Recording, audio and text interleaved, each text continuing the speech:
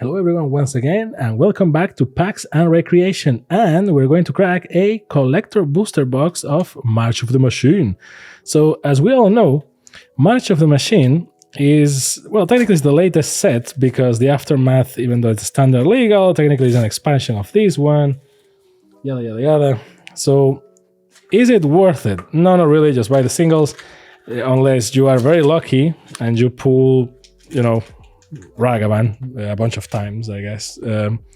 Otherwise, not really worth it, but always fun.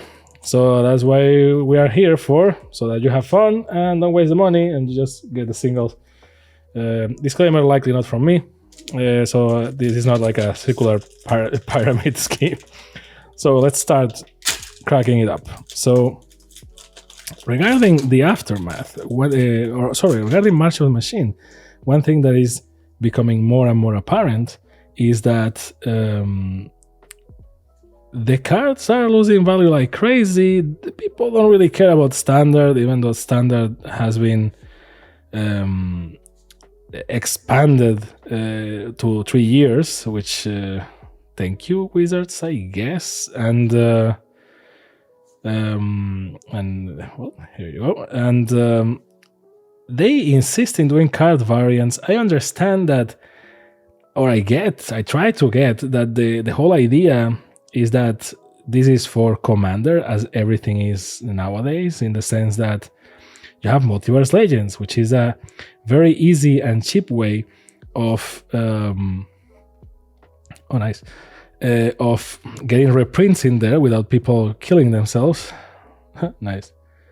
I love etched foils. I know that I am a minority in this regard, but I just like them a lot. Overall, well, actually, oops, I forgot that I'm so accustomed to short mode that I forgot to do the separation so that we can pick the best cards later on. Multicolor. Lands, multicolor. And what I was saying is that basically by adding variants, I think that everyone loves to have swag on their decks. I don't think that there is a single person that doesn't like to have a little bit of swag. Gotta be honest, I am that type of person that most of the times, if you give me the option, I prefer to go with my cards as is. Because I like the aesthetic of Magic. Like sometimes the variants and stuff just really, even the wide art cards, sometimes they don't feel like Magic cards. I know that people complain about the art style when they did the anime cards, but I don't see that as bad as I actually see sometimes the changes in borders, because there is something about Magic cards that the border, to me, is what makes the Magic card. However, when you have a borderless card, always looks like a modern card game, those that always try to compete with Magic. So, and it feels just weird. So I know that's just me, and everyone loves white arts, or like alternate art. I don't know. What's the official name for it? I call it white art because that's what it is. That's what it is. The art is white. Oh, Realmbreaker, nice. I say nice because of lore details, not so much because of price or anything, because I normally just check this when I am editing the video. So that's why most of the times you see me opening some cards and being like, oh yeah, nice. And then the card is like crazy expensive and I'm just like, whatever. Because that's not the main reason why I play this game and why I get these cards. Like, I like Magic as a game. Oh, nice. The commander from one of the commander decks, but full art and foil. See, this is the thing. Like, ooh, Broody-clad Telcor Engineer. Nice. It's like, am I going to change this in my commander deck, in my precon? I could.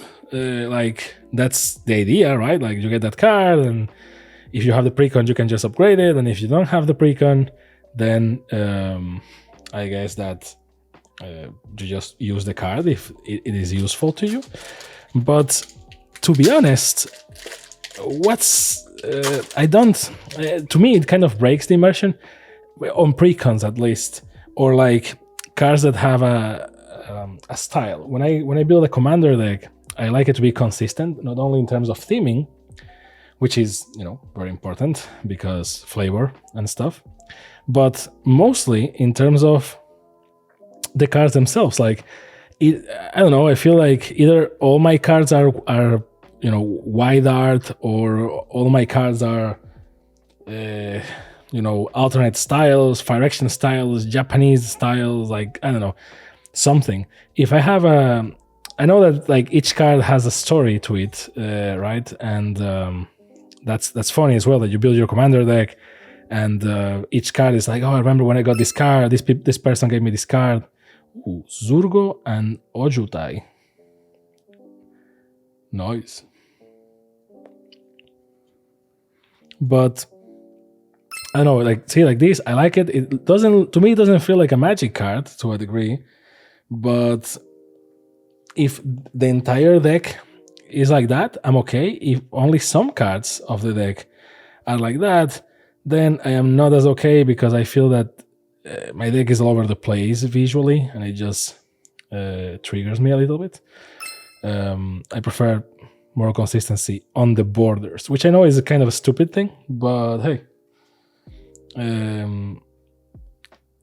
everyone, like, each to their own, right? Like, in terms of styles.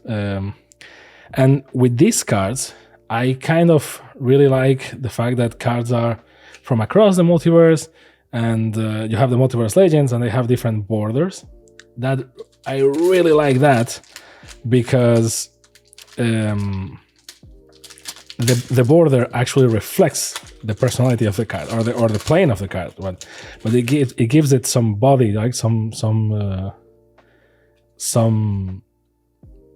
I don't know, some flavor to it. It's just not, I mean, it still feels like a Magic card, but it feels like a special visit from a different Magic card. You know what I mean? Like, it's not just a card with something. Like, to be honest, the collector boosters, I like it that all cards are foil to a degree. It's like, oh yeah, look, all cards are foil, nice, I guess. But like, who wants their commons in foil? Like, who cares? To be honest, like, this, to me, this to a degree feels that even in collector boosters, we are getting fluff. Like things that we don't really need.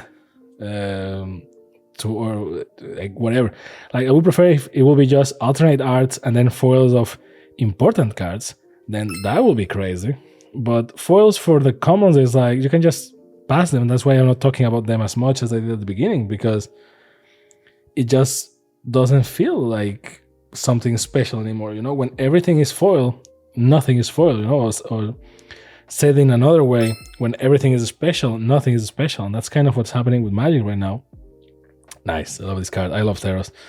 And I love the constellation treatment. When everything is a special edition, everything has a special treatment and whatnot. These are the rainbow foil cards or whatever. It's like, do I care anymore? Like, it's nice, I guess.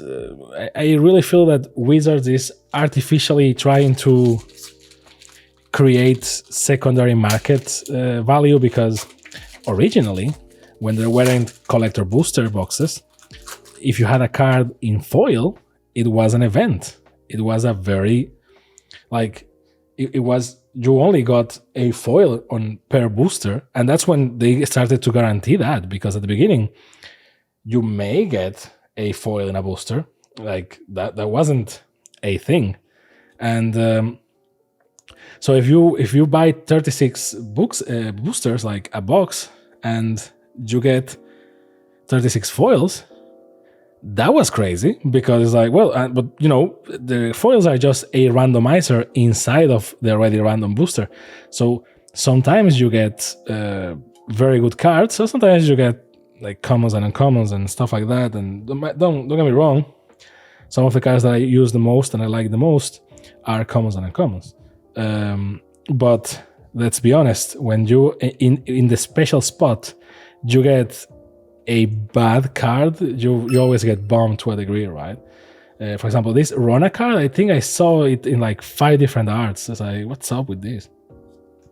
And is it even going to be played? Because that's the thing. It's like, okay, as a player, I like a card, and I'm like, oh, this is very nice looking. Like, say, for example, as a collector, I look at this card, and as a person that appreciates art in Magic cards, and, you know, I like this card a lot. It's like, oh, wow, look at this, right? Like, ding, ding, ding, ding, ding, ding. But, like, is it going to be used? Maybe, maybe not. Like, you know, it's not the most powerful card ever. It's okay. And then it's like, oh, and this is an edge foil and stuff. Like, what's the point? Is that maybe I want one of these cards and I want a very specific treatment. So I go to an online reseller and try to look for it. See, like, look at this amazing looking card. The treatment, the foil, everything is foil except the card itself. Like, the art itself is like amazing. I love it. Does it have any use? I don't know. Does it have any value? I don't know either, because it has been printed so much and in every possible color and way. And if you have 5 variants per card, that means that the card can appear in 5 different ways. Obviously, there is a more expensive variant than others. For example, Elish Norn in Phyrexia, All Will Be One. You had the Junji Ito art, and that art, even though technically the probability was the same, that art was, well, the more difficult art to get for a reason, because it's Junji Ito. I mean, anyone that likes horror or likes, you know, Japanese stuff in general knows Junji Ito, right? So even though it doesn't really look like a Magic card, but do I really care? Like, I like Junji Ito, I like Elish Norn, I just want that card, right? But then all the other variants is like, so this becomes a game of variants, not so much the card itself. And the card itself is important, but are you really getting value from, like, for example, look at this card, amazing, Elspeth's Talent, great, I have it in a commander deck, I'm going to switch it, I don't know, but it looks great. That's the thing. It's like, now it's not so much about the card, which it still is, but it's more about the variants. And you can see that in the Aftermath boosters. It's like, oh, well, you have, see, the commander from the best commander deck of March of the Machine, Zidar Jabari of Zalfir. That is very nice looking, jeez. And Zirda the Dawnwaker.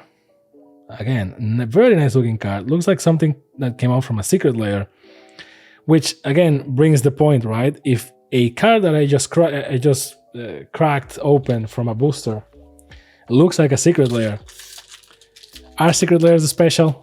If we have like 7 or 10 secret layers per year, is secret layer special anymore? I mean, it is, from the perspective that if you want that specific design of a card, then, well, you know, you get that much. But is it really worth it?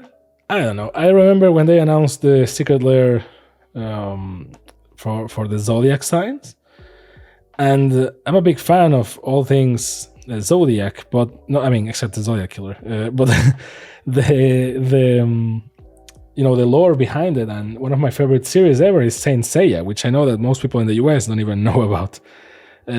Trust me, it has nothing to do with the recent movie. The recent movie is kind of meh. The original anime is way better.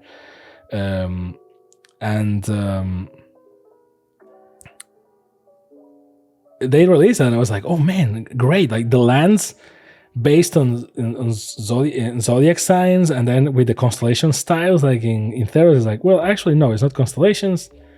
It's really just like interpretations of the zodiac signs. And see, like, another version of Omnath is like, well, this is great, thank you, I guess.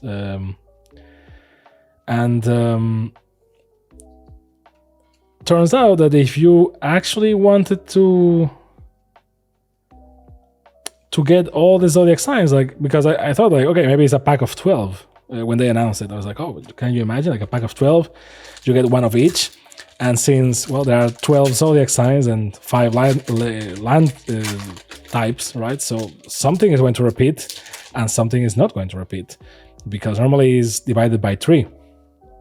or divided by 4. But in terms of 5, someone is going to be get the short end of the stick. So which color is going to get it, right? And or maybe not, or maybe they just like do like, for example, pieces and is pieces for every color, which will be great. Like, can you imagine like pieces for swamp, pieces for mountain, pieces for an Aquarius for mountain, for swamp, for island? That will be a very interesting treatment, and maybe a better way of justifying the launch strategy, because the launch strategy was you buy 4 copies of a land, $20 or $30, please. And it was like, sorry, what? Like, for 4 lands of the same color with nothing else, and the foils were like super expensive. If you want to get the actual Zodiac, you have to buy 12 of those things. It's like, what the like, I wish that they have thought about like, okay, let's do 5 cards per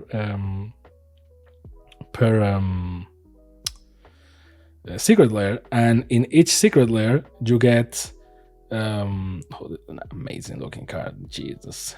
And in each secret lair you get 1 of each, and it's like a different interpretation of the same zodiac sign, but according to like, is it an island, is it a swamp, etc. Technically, the reason why they did it the way they did it is because they wanted that you had like a play set, but it's like a play set of 4. It's like, what are we gonna do with that? Like, who puts that in their standard deck? No one.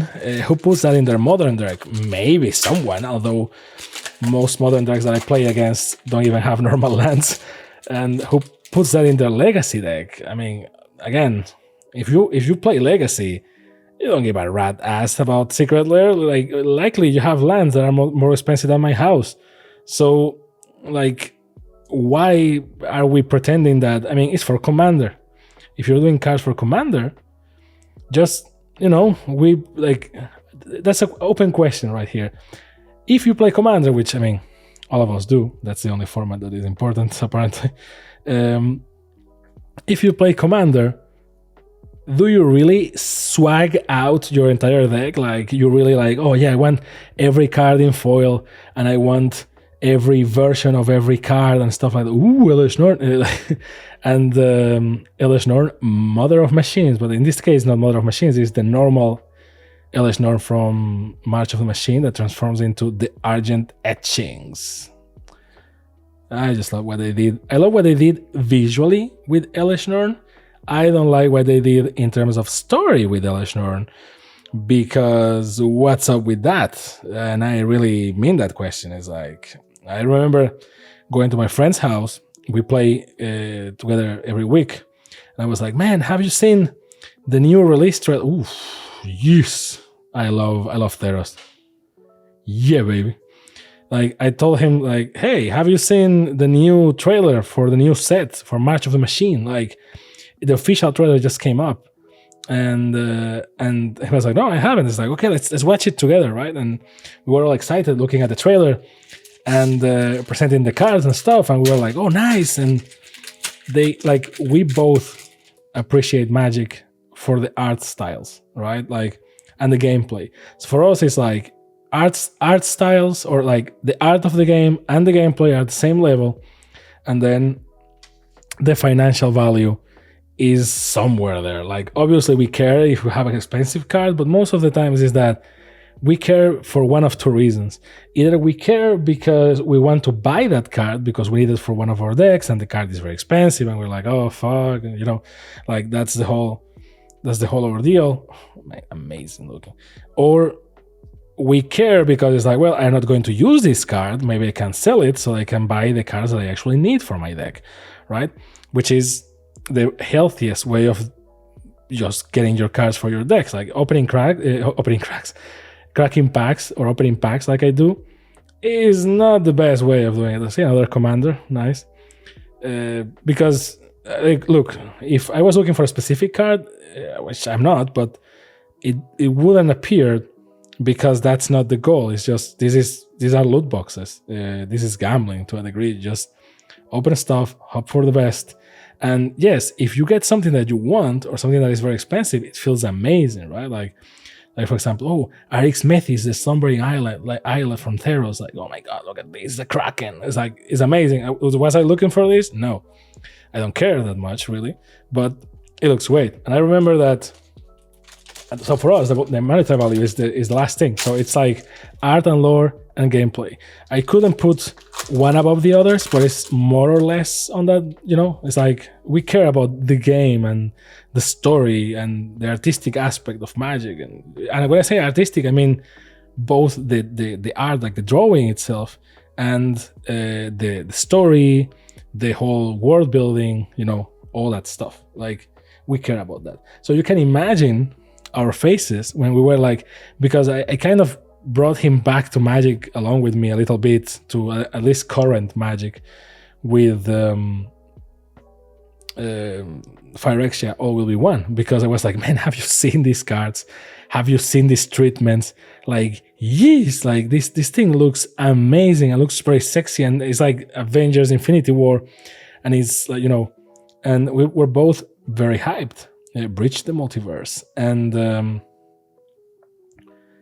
you can imagine our faces when I go to his house, we put the video, and we see some cards, and it's like, oh, you get treatments according to the plane. And I'm like, oh my god, like from New Capenna, you get New Capenna borders, and like it's amazing. Like for us that we love the lore and all that stuff, we were like on cloud 9, like, oh my god, this is great. And yes, you feel the dread of like, I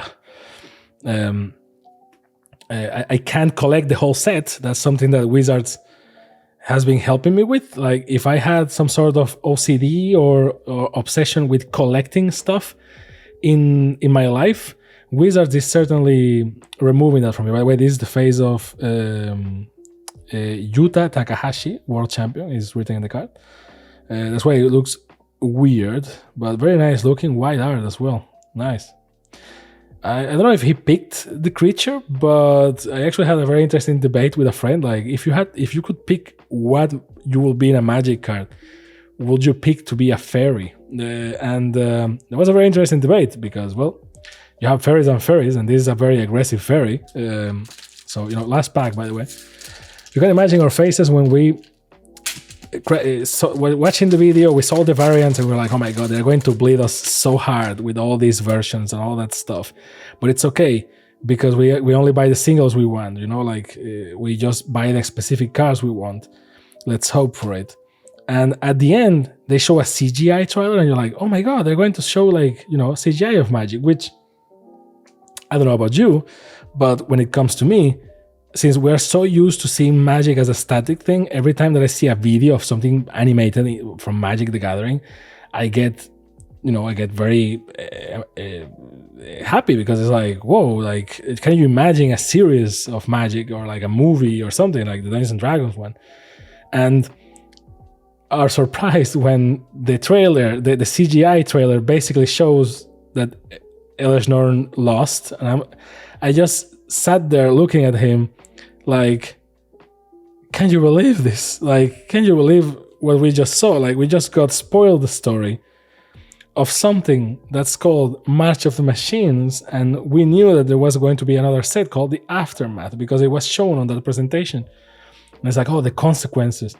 But again, the story was kind of rushed, and everything was kind of rushed. Everything was kind of, I don't know.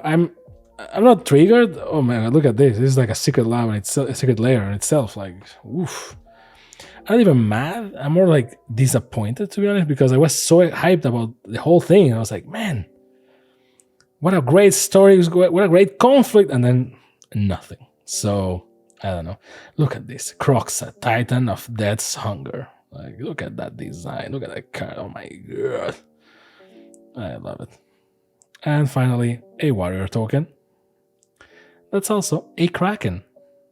Free for all. So, let's pick our favorite from each color or each category.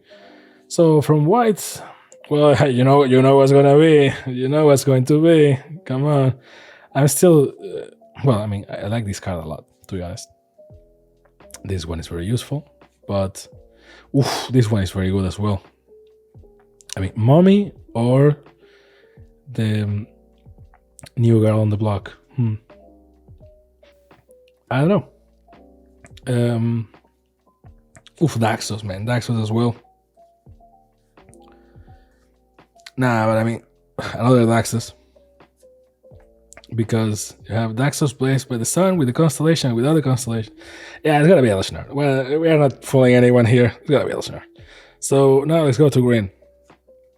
I think we know it's going to be on green because, I mean, with stuff like Renata, Called to the Hunt, I mean, Cosmic Hunger, Lukrembo Reborn. I mean, this one slaps, man. Look at this thing. This thing is going to top. Herbology Instructor. Well, it's nah. I think it's I mean, maybe.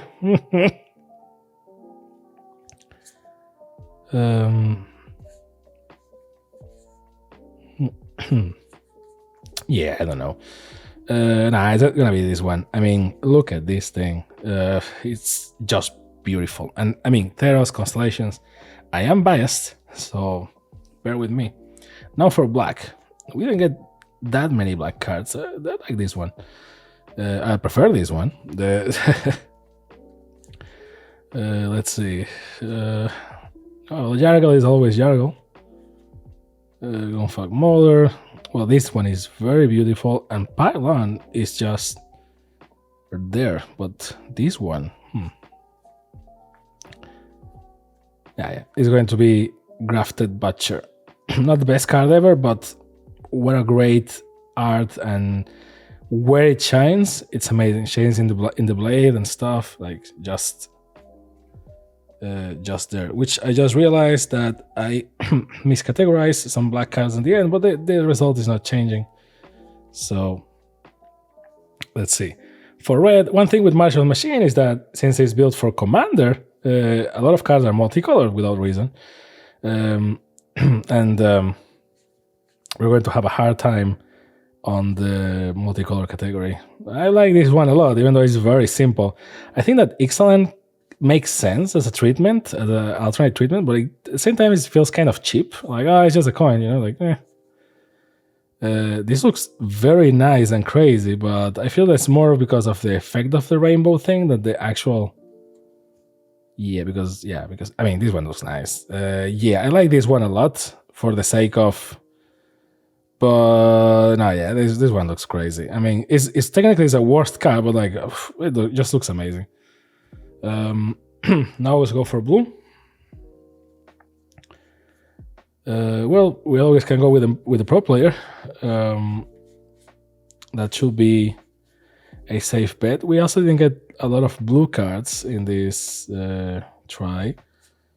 Well, Tetsuko Mizawa Fugitive in edge foil is very nice. But yeah, it's going to be Fairy Mastermind, like wide art, foil. Let's go with Lance. Lance is going to be easy because, I mean, I like this one, but not that much. I think it's going to be this one because there is something about, I mean, this one is also very nice. I went with Plains because Elishnorn. I mean, nah, this one, because this one looks too much like a Zendikar card, in my opinion.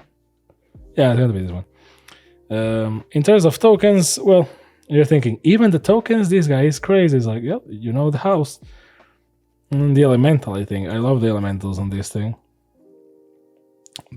Obviously, they are double-sided, so we actually need to go like this. But, yeah, it's going to be the Elemental. I just love that goat design. Also, it's a knight on the other side, so you can't go wrong with it. For colorless, we actually have 3 cards, so it's going to be very easy. Kite Sail, or 4 cards. Flywheel Racer, Skittering Surveyor, and Realmbreaker. It's going to be Realmbreaker. Not because it's but because I love the lore of Realmbreaker.